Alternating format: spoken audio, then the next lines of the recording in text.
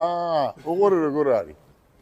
თქვენს ასაკში როცა ავტომობილს გიყიდიან, მამა იქნება თუ მამამთილი, მეორე თქვენ ბიზნესზე გული აგივარდებათ. უყურეთ როგორ ხდება. ახლა თქვენ ხართ 22 წლის, ხო, 23 წლის. თქვენ დღეს რო ახლა პორშეზე დაждეთ, ხო? მერე სამსახურში მოსვლა დაგეზარებათ, წასვლა დაგეზარებათ და ასე შემდეგ. ამიტომ მე მინდა ურჩიო სასი მამრო ქვია, ხო?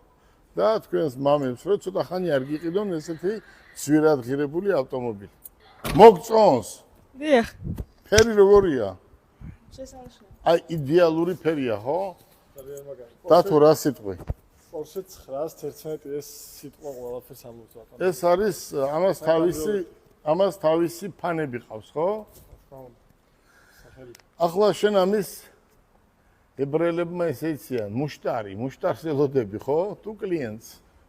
თუ მომხმარებელს. ჩემს ენაზე მომხმარებელს ელოდები. მომხმარებელს ელოდები. კარგი.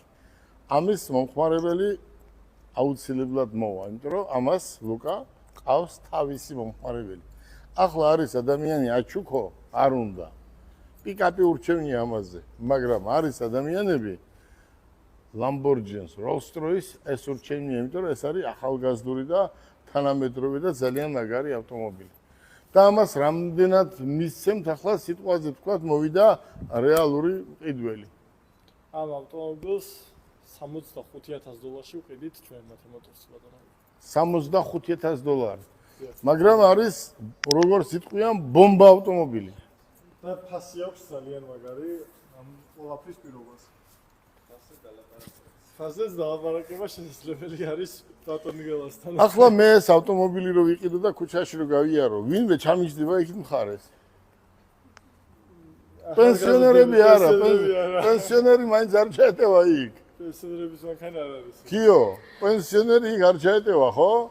ამიტომ აუცილებელია უნდა იყოს 35 მაქსიმუმ ბატონო. აი მაშინ თქვენ წადი. მოდი განვიხილოთ მეორე ავტომობილი. არა მართლა აი ფერი არის რაღაცა სასწაული რა. ძალიან მაგარია. მოდი განვიხილოთ აი ეს ავტომობილი. ეს არის ნათო BMW M4. ეს არის დღეს ითვლება ძალიან მაგარ ავტომობილად, ხო?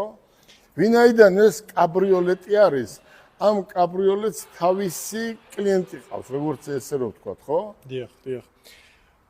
კაბრიოლეტი ძალიან ახალგაზრდულიც არის, ყველაფერთან ერთად სპორტული ავტომობილი, სწრაფი ავტომობილი და მithumetes ზაფხულის პირობებში ალბათ ერთ-ერთი ყველაზე კომფორტული ავტომობილი